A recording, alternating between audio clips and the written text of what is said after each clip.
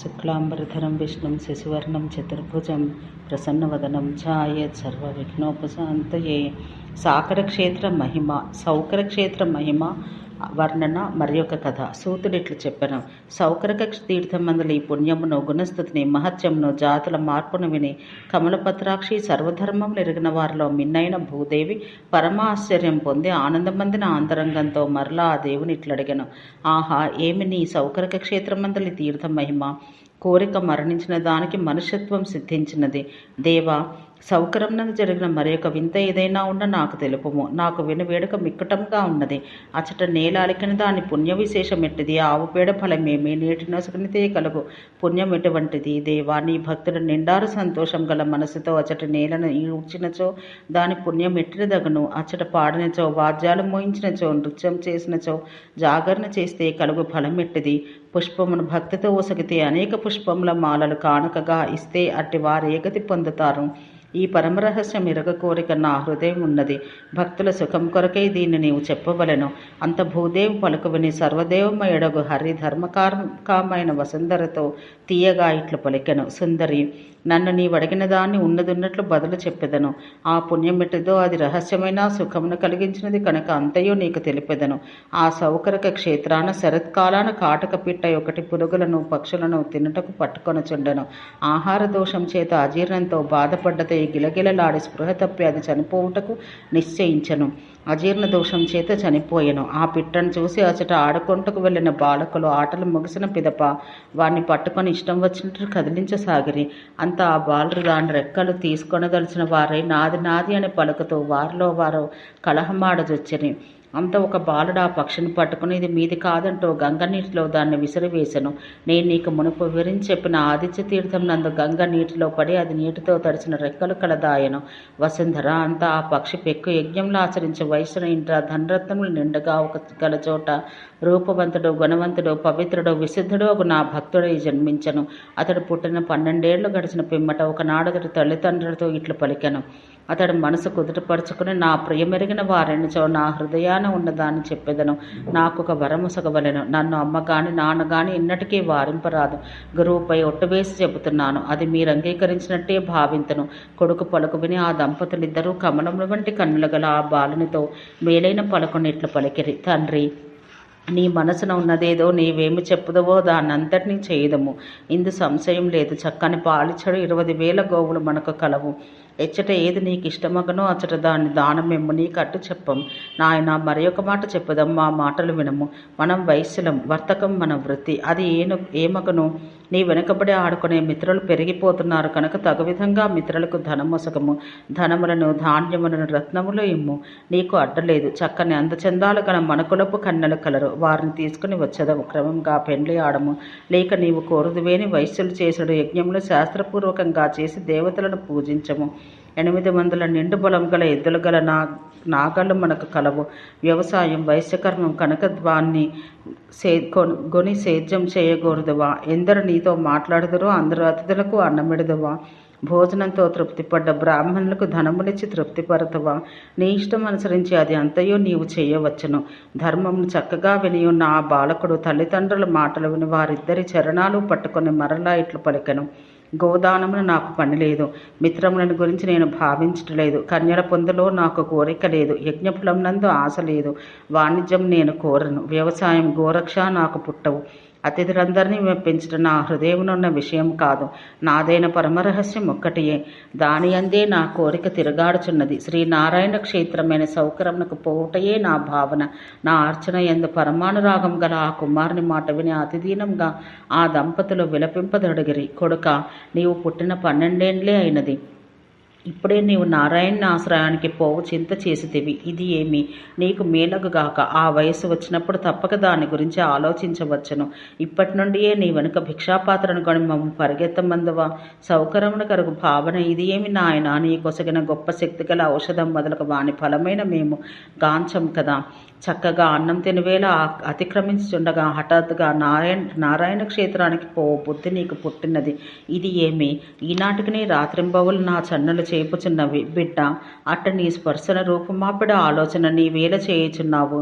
రాత్రివేళ నిద్రించి పాన్పున పొరలాడుచు అమ్మాని పలుకుచుందువు. అట్ట నీవిట్లేలు చింతించితివి. చిన్న నాయన, నీ వాటలాడుకొనుచుండగా నీ రూపమున కచ్చెరవడు స్త్రీలను పురుషులను నిన్ను తాకుచుందరు. బాలక, ఎప్పుడైనా నీ ఎడల చిరాకు కలిగినను నిన్ను నొప్పించడం మాట ఇంతవరకు పలకము. ఎవరి దోషం వల్ల నీవు వెళ్ళిపోవుటకు చింతించితివి? ఇల్లు వాకిండ్లలో ఏ దోషం లేదు కదా. ఇంటిలోని వారెవరు నీ ఎడల పరుషంగా పలకరు కదా. ఎప్పుడైనా నీపై కోపం వచ్చి చేతను ఒక కర్ర పట్టుకొనియో నిన్ను కొట్టుటకు నాకు మనసు వచ్చేది కాదు. నీ అందరి అనురాగం నన్ను ఉక్కిరిబిక్కిరి చేసేది. అంత తల్లి మాట విని ఆ వైశ్యకుల నందనుడు తల్లితో మెల్లగా ఇట్లా పలికెను. అమ్మ, నీ కడుపున పడుకుని నీ అంగంలో నిలిచి ఉంటని, నీ ఒడిలో ఆడుకుంటుని, చక్కగా పొంగారుడు నీ స్థనంలో ఎందు నేను పాలు త్రావితిని. దుమ్ము కొట్టుకున్న ఒడలితో నీ ఒడిలో నేను పొరలాడి తిని. అమ్మ, ఎడవకము, పుత్ర దుఃఖం విడిచిపెట్టుము, కొడుకు కోరిక తీర్చుము, నన్ను గూర్చి దుఃఖపడవలదు. మనుషులు వచ్చుచున్నారు, పోవుచున్నారు, వచ్చిరి, కొందరు వత్తురు, ఇప్పుడు కనపట్టుచున్నారు, మరల నశింతురు, తిరిగి ఎన్నటికీ కానరారు. ఎక్కడి నుండి పుట్టితివి? ఏమి సంబంధము? ఎక్కడి నుండి పుట్టితిని? ఏమి సంబంధం? నీవు తల్లివి, ఆయన తండ్రి. ఈ యోనిలో ఈ ఘోర సంసార సాగరంలో పడితిని. వేల కొలది తల్లిదండ్రులు, వందల కొలది భార్యలు, కొడుకులు, ప్రతి జన్మం నందు ఇట్టి బంధములు కలుగుచుని ఉన్నవి. వారెక్కడి వారో, మేమెవరి వారము? అమ్మా, ఈ విచారం పొంది నీవు దుఃఖింపరాదు. ఇది విని తండ్రియు తల్లియు ఆశ్చర్యంతో మరలా ఇట్ల పలికిరి. అయ్యో, ఇది ఏమి? ఇదేదో పెద్ద రహస్యం నాయనా, చెప్పము. ఈ మాట విని ఆ వైశ్యకుల బాలకుడు తల్లిదండ్రులతో మరలా ఇట్లనెను. మీరు గట్టి నిర్ణయంతో ఈ రహస్యం వినగోరుదురేని సౌకర క్షేత్రమును కరిగి అచ్చట నన్ను అడుగురు. ఈ అమ్మ నన్ను కడుపున పెట్టుకొని కన్నట్టిది. తండ్రితో పాటు మనం సౌకర క్షేత్రమును కరుగుదుము. అచ్చటకు పోయి నా గొప్ప శక్తిగల గుట్టును తెలియజేసేదను. సూర్యతీర్థం చేరుకొని నాయనా, నీ వడిగిన దాన్ని చెప్పెదను. ఆ దంపతులు అట్లే అని కొడుకుతో పలికి సౌకరక క్షేత్రమునకు పోవుటకై సంకల్పించిరి. నాయన, నీవు ఈ నెల మొదటి పక్షమున కృతకృత్యుడు కాగలవు అని వలసిన వస్తువు సామాగ్రితో వారు సౌకరక క్షేత్రానికి పయనమైరి. అంతా ఆ పద్మపత్రాల వంటి కన్నులు గల ఆ భీర ప్రభువు ముందుగా వడివడిగా 20,000 గోవులను తరలించెను. ఆ గోవులు ముందుగా తగు ద్రవ్యములతో కూడినవై బయలుదేరినవి. ఇంటనున్న వస్తువు సమస్తం నారాయణునికి సమర్పితమైంది. అంత మాఘమాస శుక్లపక్షాన త్రయోదశి నాడు తమ వారికి చుట్టములకు పోయివత్తమని చెప్పిరి. స్నానం చేసి శౌచకార్యాలు ముగించుకుని నారాయణునికి ప్రీతి అగునట్టుగా దోషాలు లేని ముహూర్తాన బయలుదేరని. అంత పెద్ద కాలమునకు నాయందు చెదరని భక్తి కల వారు వైశాఖ ద్వాదశి నాడు నా క్షేత్రం చేరుకొనిరి. గంగయందు స్నానం చేసిరి. శుభ్రమైన వస్త్రాలు దాల్చిరి. 20,000 గోవులను నాకు సమర్పించిరి. అంతటా భాంగురసుడను నా భక్తుడు విధిపూర్వకంగా ఆ గోవులను నా కొరకై గ్రహించను. గొప్ప వెలగల 20 గోవులను శుభమైనవి, పవిత్రములైనవి, ఎక్కువ పాలిచ్చినవి అగువాన్ని నా నుండి గ్రహించి అతడు దానమొసగను. ప్రతిదినం ధనములను, రత్నములను దానమిచ్చుచుండెను. ఇట్లు కుమారునితో, భార్యతో, తన వారితో ఆ వైశ్యుడు ఆనందంగా కాలం గడుపుచుండెను. ఇట్లచట అతడు నివసించుచుండగా వర్షాకాలం వచ్చెను. అన్ని పంటలను పెంపొందించి వర్షమును చనుదించెను. కడిమి చెట్లు, కుటజమ్ములు, అర్జునకమ్ములు విరియబూచినవి. ప్రియుల దగ్గర లేని స్త్రీలు కుమిలిపోసాగిరి. మేఘములు మెరుపులతో, బెగ్గురు పక్షుల నడి అలంకారములతో ఉరిమిరిమి కుండపోతగా కురిసినవి. నెమ్మళ్ళ క్రేంకారములతో, బెగ్గురు పక్షుల కలకలారావములతో, కడమి మొదలగు పూల చెట్ల సువాసనలతో ఆ తావు నిండిపోయెను. నెమ్మళ్లకు సుఖం కలిగించినవియను, భర్తలు ఎడబాటు గల వనితలకు దుఃఖం కలిగించినవియు ఒక చక్కని గాలులు వీస్తున్నవి. మేఘములు దుందుభి నాదములతో కాలం గడుస్తున్నది. పిదప శరత్కాలం వచ్చినది. అగస్త్య మహర్షి ఉదయించెను. చెరువులన్నీ ప్రసన్నములైనవి. తామరలతో, కలువలతో కలకల్లాడుచున్నవి. పద్మముల వనముల కన్నులకింపుగా చక్కగా పూచి ఉన్నవి. తెల్లని పద్మముల చల్లదనాన్ని కర్పూరపుట నటుల సువాసనను కలుపుకొని కామిజనులకు ప్రియమైన సుఖకరములకు మెల్లని వాయువులు వీస్తున్నవి. ఇట్లు శరత్కాలం నడుస్తుండగా కార్తీక మాస శుక్లపక్ష ఏకాదశి నాడు ఆ దంపతులు స్నానాలు చేసి తెల్లని పట్టుపుట్టాలు ధరించి కుమారునితో ఇట్లు పలికిరి. పుత్రా, ఇచ్చట 6 నెలలుంటిమి. రేపు ద్వాదశి. మమ్మ ఇంతవరకు నిలవరించిన ఆ రహస్యం మాకేలా చెప్పుకున్నావు?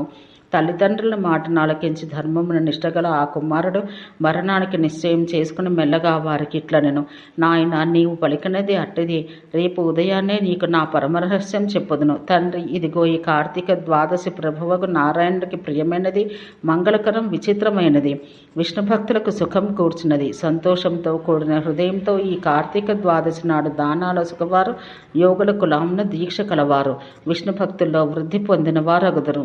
ఆ దానం మహిమ చేత విష్ణు భక్తులు ఘోరము విస్తారమైన సంసారమును దాటుదురు. ఇట్లు మాట్లాడుకొనుచుండగా వారికి ఆ రాత్రి గడిచి తెల్లవారెను. సంధ్యాకాలం గడిచి సూర్యమండలం ఉదయించగా ఆ బాలుడు శుచియే పట్టు వస్త్రం దాల్చెను. దేవునికి తలతో ప్రణమిలి ప్రదక్షిణం ఆచరించి తల్లిదండ్రుల పాదాలకు నమస్కరించి వారితో ఇట్లా పలికెను, తండ్రి, మనం ఈ సౌకరక క్షేత్రానికి ఏలవచ్చితిమి అని నీవడుగు దానికి సమాధానం వినము. నేను కాటక పిట్టను, తిర్యగ్జాతికి చెందిన పక్షిని, పురుగులను తింటిని, అజీర్ణంతో మిక్కిలి బాధ నొందితిని. అదే దోషం చేత నేను మెదలుటకు చాలని వాడనైతిని. అట్లా విలవేలాడుతున్న నన్ను బాలకులు పట్టుకుని ఆడుకుని జచ్చిరి. ఒకని చేతి నుండి మరొకని చేతునికి విసిరివేచుచు కేరింతలు కొట్టుచు, దీన్ని నీవు చూచితివి కాదు, నేను చూచితిని అని వారిలో వారు కలహించిరి. అంత ఒక బాలుడు తరగబోని నీటిలో గిరికీలు కొట్టుచు, నీది కాదనుచు ఆదిత్య తీర్థం చేరుకుని తీవ్రమ క్రోధం పోని గంగ నీటిలో నన్ను విసిరివేశాను. గొప్ప శక్తి గల ఆ సూర్యతీర్థాన్ని నేను కోరుకొనకయే ప్రాణాలు విడిచితిని. అమ్మా, నీ కొడుకునై పుట్టితిని. ఇప్పుడు ఆ కాలం నడుస్తున్నది. ఇదిగో ద్వాదశి కోరుకొనకయే మరణించిన నాకు 13 ఏండ్లు నిండినవి. నాయనా, ఇచ్చటికి వచ్చటలో రహస్యమగ దీన్ని నీకు చెప్పి తిని, నేను నా పని చేసుకొందును, నీవు ఇంటికి ఎగుము, నీకు నమస్కారం. అంత అతని తల్లిదండ్రుల కొడుకుతో మరలా ఇట్లనిరి, నాయన, విష్ణువు చెప్పిన కర్మములు నీవు చేసేటివి ఏవి కలవో మేము శాస్త్ర మార్గం అనుసరించి వాటిని చేసేదము. దానివల్ల మాకు సంసార బంధం వదిలిపోవును. వారును పెద్ద కాలం నా ఆరాధన ఎందు శ్రద్ధ కలవారై విపులంగా పూజలు ఆచరించి పిదప మరణించిరి. నా క్షేత్ర ప్రభావం వల్ల వారి కర్మ పరిపాకం వల్ల సంసార బంధమునన్నింటినీ తెరించుకొని వారు శ్వేతద్వీపమున కరిగిరి. వారి ఇంటి నుండి వచ్చిన పరిచారకులను చక్కని పూజాకర్మములను ఎవరికి తోచిన విధంగా వారు ఆచరించిరి. అట్లా నా పూజలందు శ్రద్ధ గల వారందరూ సంసార బంధం నుండి ముక్తి పొంది క్షేత్ర ప్రభావం చేత సకలైశ్వర్యాలతో కూడిన వారి వ్యాధులు రోగాలు లేని వారై శ్వేతద్వీపం చేరుకొనిరి. అందరందరూ యోగులై అందరూ కలువల కమ్మని వాసనలు కలవారే. నా అనుగ్రహం వలన అందరూ క్షేమమును ఆనందాన్ని పొందువారే. దేవి, ఇది గొప్ప శక్తిగల మహాక్షాణం నీకు చెప్పితిని. సౌకర్యక క్షేత్రంలో జరిగిన మరి ఒక విషయం కూడా నీకు చెప్పెదను. ఓం శాంతి శాంతి శాంతి.